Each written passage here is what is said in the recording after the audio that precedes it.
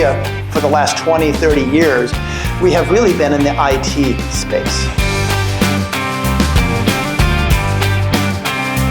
First point is about data is really that it only has value if you can abstract value from the data.